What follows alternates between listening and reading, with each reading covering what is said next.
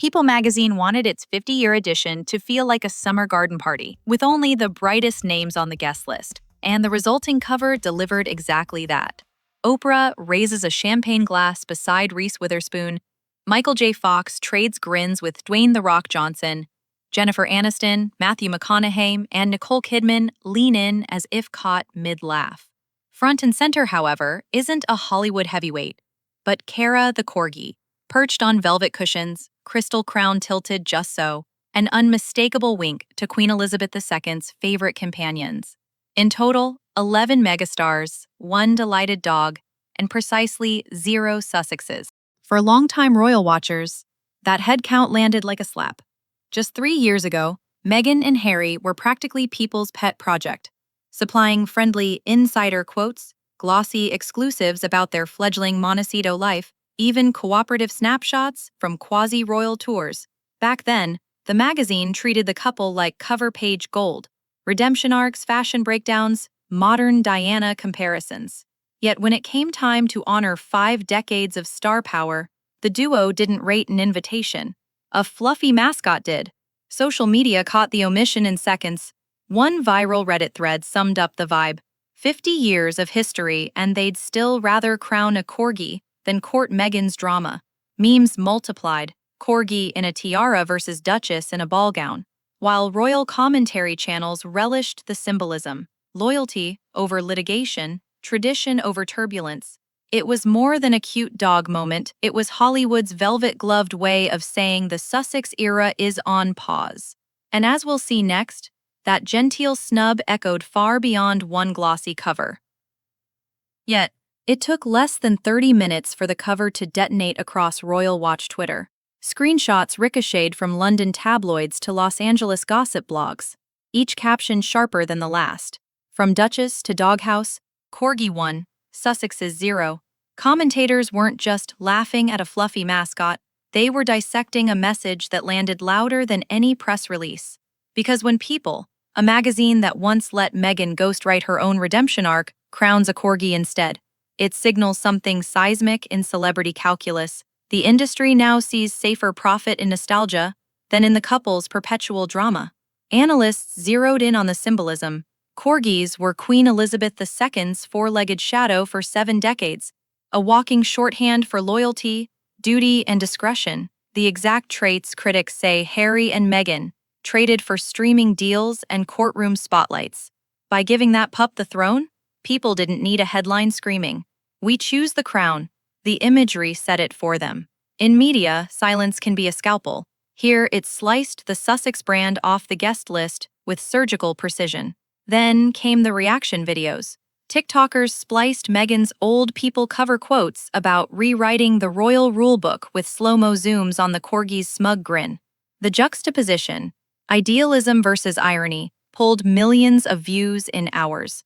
Memers had a field day, pasting the pooch into the couple's Netflix documentary poster. One viral tweet joked that the canine possessed more palace access than Montecito's finest.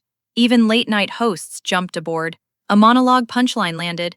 50 years of fame, and they still picked the only royal who never leaked to Oprah. Cue studio roar. But laughter hides a harsher takeaway. People's editorial board was willing to risk backlash from Sussex loyalists because the couple's click value is slipping. Industry insiders whispered that advertiser fatigue set in. The once surefire Sussex headline now underperforms nostalgia pieces about Diana's dresses or William's kids. If buzz is a currency, Harry and Meghan's balance has gone overdraft, and the corgi cover stamped that notice in gilt ink. As the memes snowballed, Montecito PR handlers scrambled, feeding friendly outlets reminders of the pair's philanthropy. It barely registered. Comment threads stayed locked on the dog, the crown, the statement nobody needed to spell out. And that online roar wasn't confined to gossip corners. Morning news shows across 3 continents ran side-by-side graphics. 2019, Meghan and Harry dominate People. 2025, a corgi wears the crown. The contrast was brutal, the verdict unanimous. But viral humiliation is just the surface. Underneath, Hollywood's decision-makers were tracking something far more valuable than likes: reputational risk. and their next move would prove even costlier for the Sussex brand. Within hours, the snub morphed from glossy mag buzz to full-blown meme war. It started on Reddit, where a screenshot of the canine-crowned cover rocketed to the site's front page. The top-voted comment nailed the vibe. 50 years of people, and they'd still rather risk dog hair on the upholstery than invite Meghan's PR team. The thread unraveled into thousand-word breakdowns of corgi symbolism, complete with side-by-side images of Queen Elizabeth II's favorite tups and Meghan's most photographed designer gowns. Loyalty versus luxury distilled into pixel form. X, formerly Twitter, joined the fray next. By sunrise in Los Angeles, hashtag Team Corgi was trending worldwide, sandwiching itself between NBA trade chatter and a viral Taylor Swift lyric debate. Users posted photoshops of Cara the Corgi stealing Meghan's red Carolina Herrera cape dress. Another edit placed a thought bubble above the dog. At least I never leaked to Oprah. Even verified accounts piled on. One entertainment columnist quipped, "Breaking, Hollywood chooses a four-legged royal over the two-legged ones, developing further." The pun earned 40,000 likes in a morning lull usually ruled by crypto spam. TikTok cranked the satire up a notch. Creators stitched clips from the Sussex's Netflix docuseries with slow-mo zooms of the corgi's smug grin, set to Rihanna's Take a Bow. The most viral video, clocking 5 million views in a day, overlaid Meghan's 2021 quote, "We're just trying to tell our truth," atop Cara's head tilt, ending on the title card, "Hollywood's truth chooses tails over tails." Commenters flooded the feed with bone emojis and crown gifs like digital confetti, while dog owners duetted their own pets in makeshift paper tiaras. YouTube's Royal Watch community cashed in too. A 6-minute short titled "Meghan Markle and Prince Harry Humiliated as People magazine replaces them with Corgi" hit 250,000 views by dinnertime, its host barely containing laughter as he replayed the cover zoom-in 4 times for comedic effect. Reaction channels stitched that clip into compilations labeled Corgigate, each new upload extending the life cycle of the burn. Behind the schadenfreude lay a colder metric, engagement. Social media analysts noted posts about the corgi outperformed those mentioning the Sussex documentary or Meghan's Lemonada podcast by factors of 3 to 1. Algorithms were rewarding mockery over sympathy, and brands were paying attention. As advertisers chase eyeballs, data showing Dog Duchess reshapes risk calculations in real time. Crucially, the noise wasn't fleeting.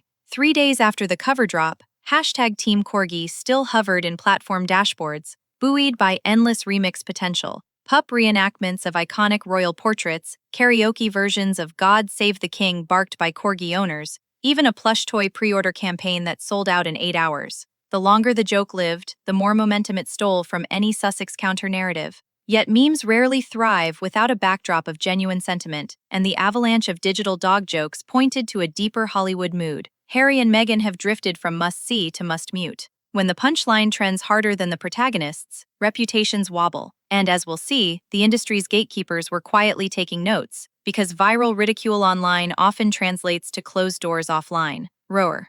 Behind the roar of hashtag Team Corgi, a quieter but deadlier verdict was forming in studio boardrooms. The Sussex brand is radioactive. It started with small snubs, Reese Witherspoon politely turning down an Archetypes guest slot, reportedly to avoid alienating royal-friendly fans. Talent bookers felt the tremor and began whispering the same 3 words, "Too much baggage." Then came the Spotify blow-up. When Bill Simmons, the streamer's high-profile podcast czar, publicly slammed Harry and Meghan as grifters, Hollywood heard the expletive loud and clear. If a $20 million partner would torch them on air, what did that say about future deal stability? Next, Netflix, once their $100 million safety net, quietly signaled the 5-year pact would not be renewed when it expires in September. Trade outlets framed it as strategic realignment, but insiders admitted viewership stalled and execs saw diminishing upside. In an industry that worships momentum, nothing chills faster than flat analytics. Layer in the optics. Oprah maintaining distance, talk show bookers passing, red carpet invites dwindling.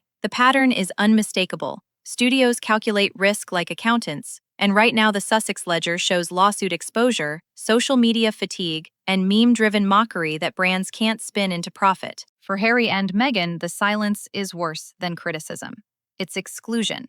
And when the A-list gates start sliding shut, even a duchess can find herself on the outside looking in.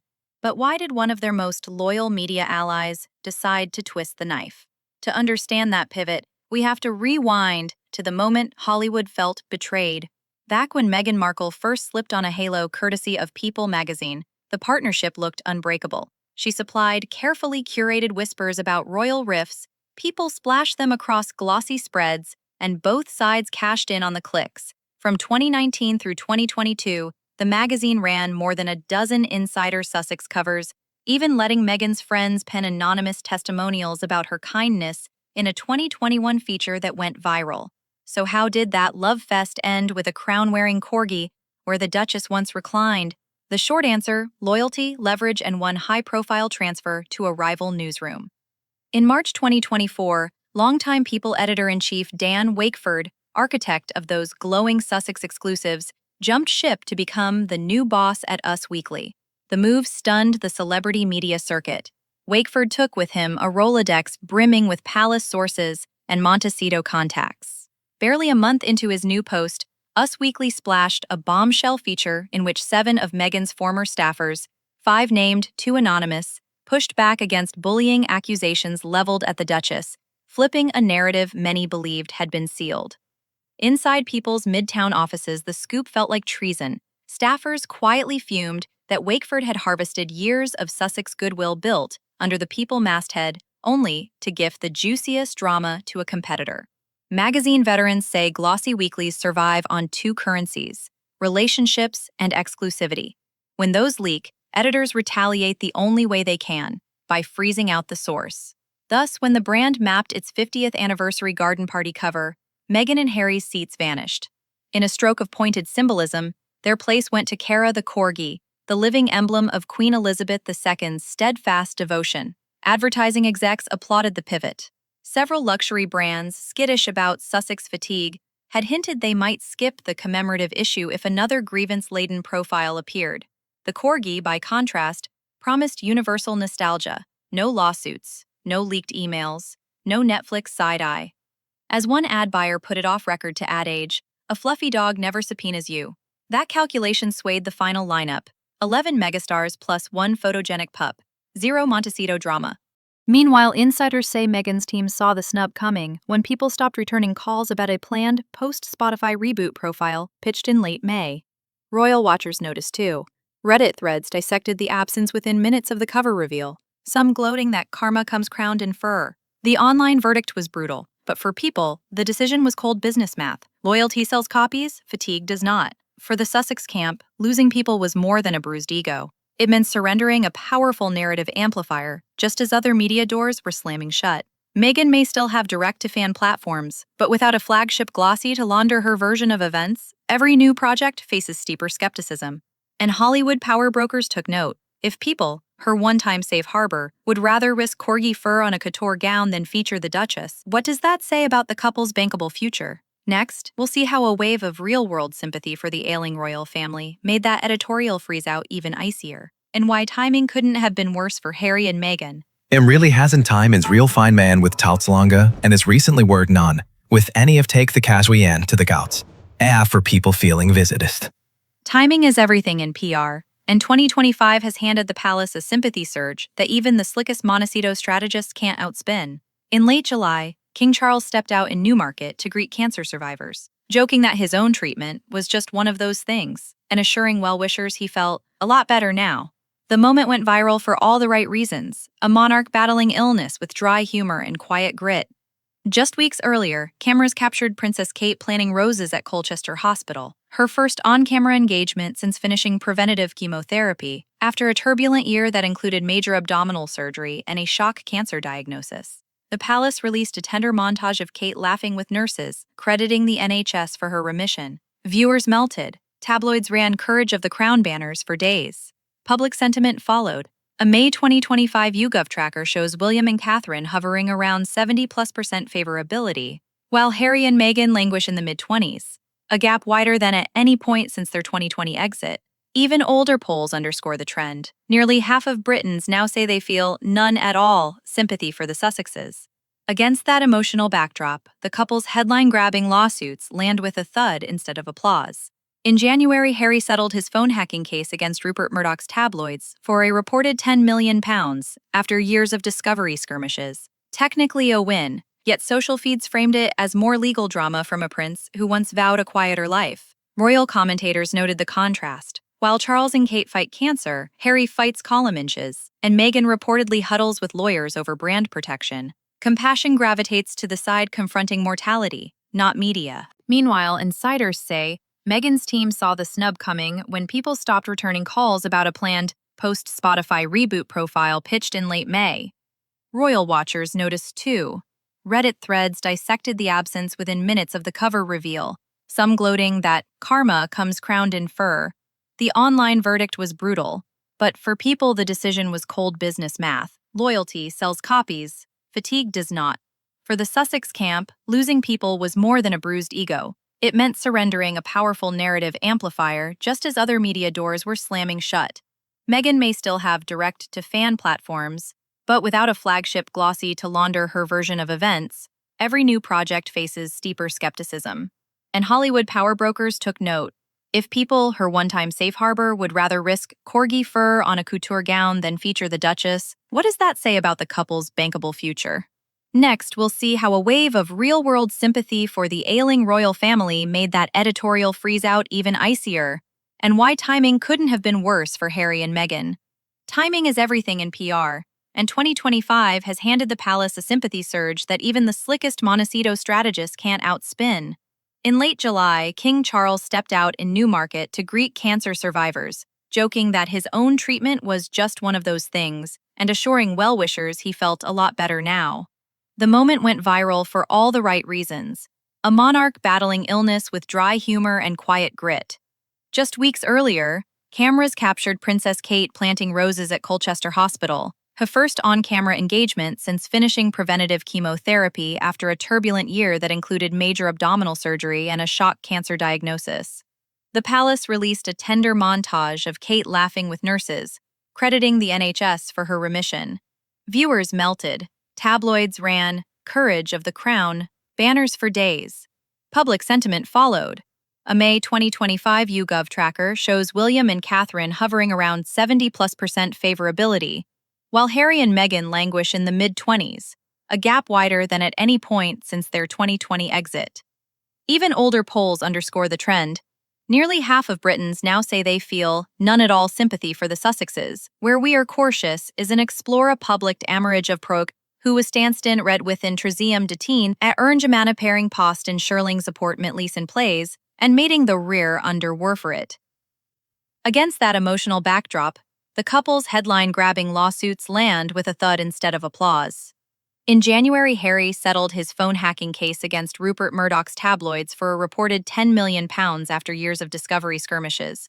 Technically a win, yet social feeds framed it as more legal drama from a prince who once vowed a quieter life.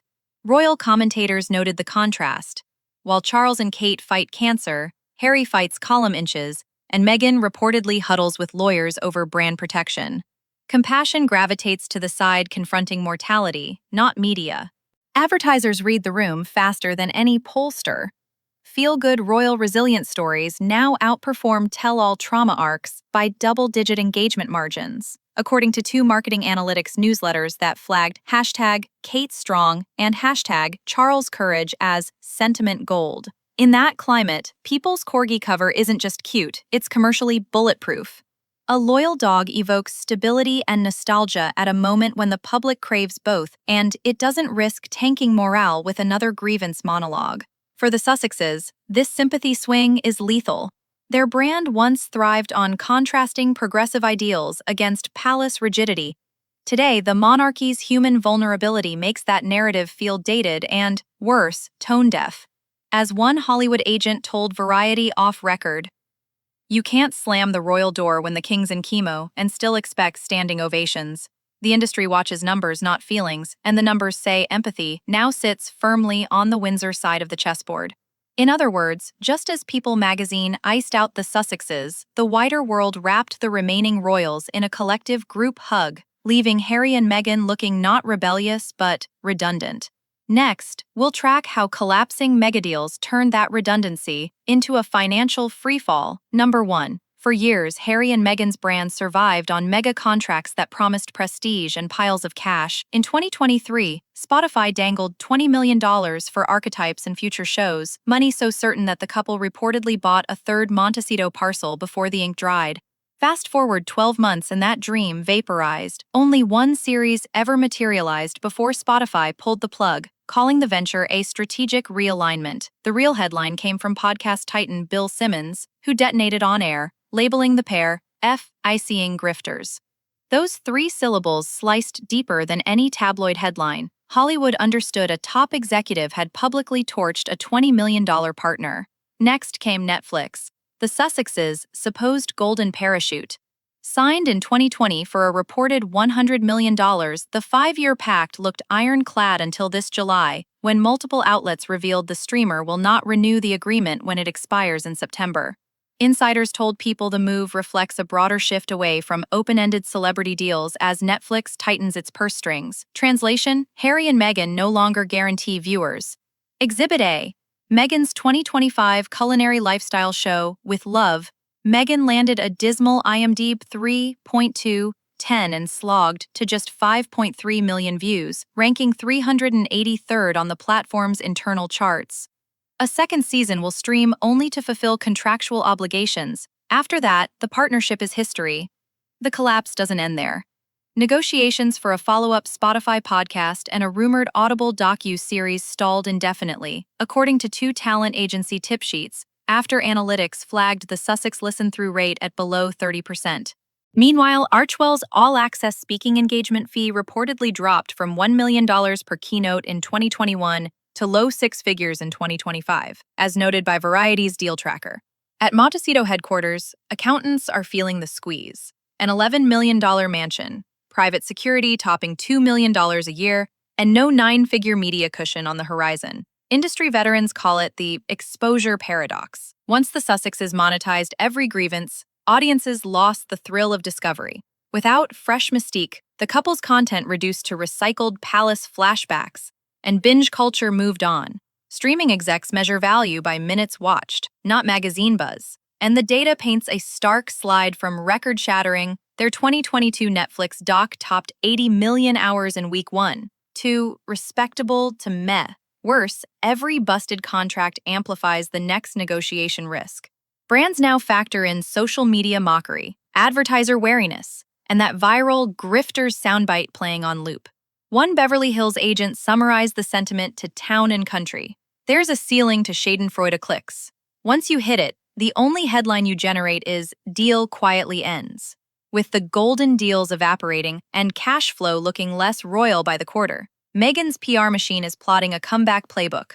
But can any strategy outshine a corgi in a crown? That's the high-stakes gambit we'll unpack next. With the glossy doors slamming shut, Meghan has reshuffled her communications deck like a grandmaster on a ticking clock. In February, she named Silicon Valley vet Meredith Maines as her first-ever chief communications officer, part of a fresh, no-drama mandate meant to reboot the Archwell story machine before With Love Meghan hit Netflix.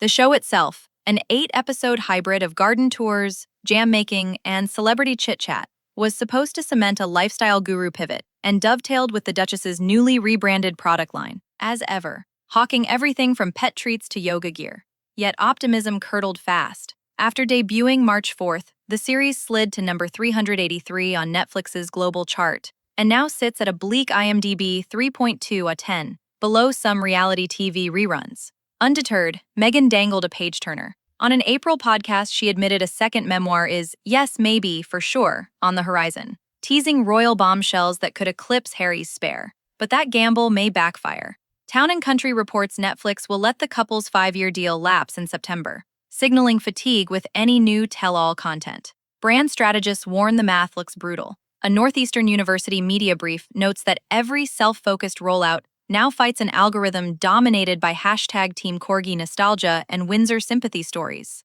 Analysts say the only path back is a service-first project. Think frontline humanitarian doc or bona fide mental health initiative, executed with near-royal discretion. Anything smelling of grievance could crater what credibility remains.